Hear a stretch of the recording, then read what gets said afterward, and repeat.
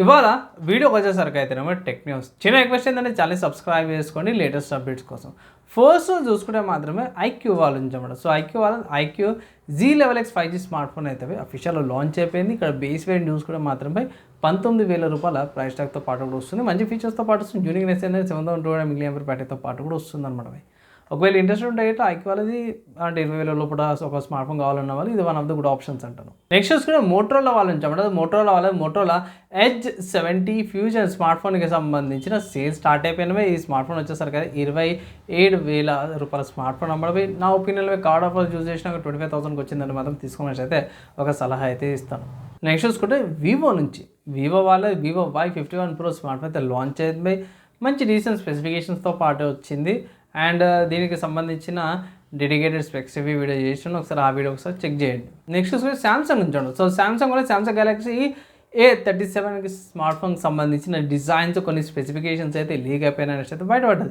ఇక్కడ ఇన్ఫర్మేషన్ ప్రకారం కూడా చూసుకుంటే ఇది Exynos 1480 ప్రాసెసర్తో పాటు కూడా వస్తుంది. AMOLED డిస్ప్లే ఇది ఏమంటారు బై లాంచ్ అయితే దానికి ఇన్ఫర్మేషన్ లేదు కానీ సూపర్ AMOLED డిస్ప్లేతో పాటు కూడా వస్తుంది అనేసి అయితే ఎక్స్పెక్టేషన్స్ అయితే చేస్తారు అన్నమాట. నెక్స్ట్ చూసుకుంటే వివో వాళ్ళ వివో X300S స్మార్ట్ ఫోన్ ఏదైతే ఉందో 7,100 mAh battery ultrasonic fingerprint సెన్సార్తో పాటు కూడా వస్తుంది అనేసి అయితే ఇవి రెండు ఫీచర్స్ అయితే కన్ఫర్మ్ అయిపోయినాయి అనమాట వివో వాళ్ళ X300 స్మార్ట్ ఫోన్ మీద. నెక్స్ట్ సాఫ్ట్వేర్స్కి సంబంధించిన న్యూస్ చూసుకుంటే మాత్రమే ఓపెన్ అయ్యే వాళ్ళు రిపోర్ట్స్ ప్రకారం అయితే కన్ఫర్మ్ అయితే కాదు, కొన్ని ఆర్టికల్స్ ప్రకారం కూడా చూసుకుంటే సోరా AI ఏదైతే ఉందో AI video tools ChatGPT integrate చేస్తారు అన్నమాట. సో దానివల్ల మీరు కొన్ని వీడియోస్ క్రియేట్ చేసుకోవచ్చు అండ్ ఎడిటింగ్ కూడా చేసుకోవచ్చు అన్నమాట. ఎట్లయితే మనం ఫొటోస్ ఏవైతే కస్టమైజ్ చేసుకొని ఎడిట్ చేస్తున్నామో అవి వీడియోస్ కూడా ఇలానే చేసుకోవచ్చు అనేసి అయితే ఒక ఇన్ఫర్మేషన్ అయితే బయటకు వచ్చింది.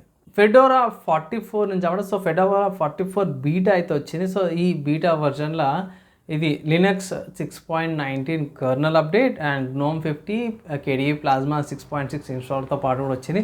మంచిగా ఆప్టిమైజేషన్ అన్నారు. XLN సపోర్ట్ కూడా మైగ్రేషన్ చేసుకోవచ్చు అనేసి అన్నారు. కానీ ఇది బీటా వర్జన్ కాబట్టి నేను ఛాన్సార్లు చెప్పినాను బీటా వర్జన్స్ అయితే మీరు డౌన్లోడ్ చేయకండి. మెయిన్ సిస్టమ్కి టెస్టింగ్స్ వరకే బాగుంటుంది తప్పించి మిగతా వాటికి సెట్ కాదు. అది రిలీజ్ క్యాండిడేట్ వర్జన్స్ అయినా అంతే. ఫైనల్ రిలీజ్ కానీ స్టేబుల్ వర్జన్ వచ్చినప్పుడు డౌన్లోడ్ చేసుకొని టెస్టింగ్ చేసుకోవచ్చు. సో ఫెడోరా వచ్చేసరికి లినక్స్లో వన్ ఆఫ్ ద డిస్ట్రిబ్యూషన్స్ అనమాట. నెక్స్ట్ చూసుకుంటే OBS నుంచి అన్నమాట.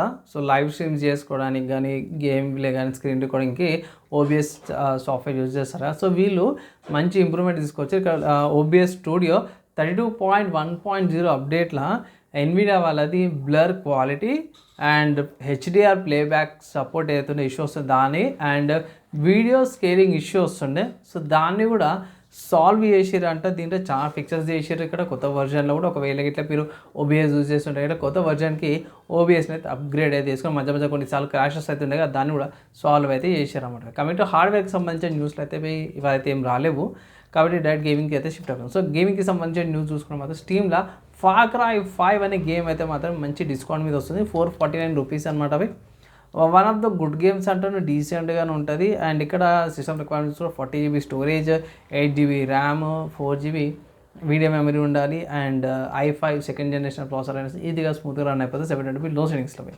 సో ఇవి ఇవాళ వచ్చేసరికి అయితే ఏమో tech news, game news and సాఫ్ట్వేర్స్కి సంబంధించిన న్యూస్ అనమాట. నచ్చి మంచి లైక్ అండ్ షేర్ చేయండి. నెక్స్ట్ వేళ కలుసుకుందాం.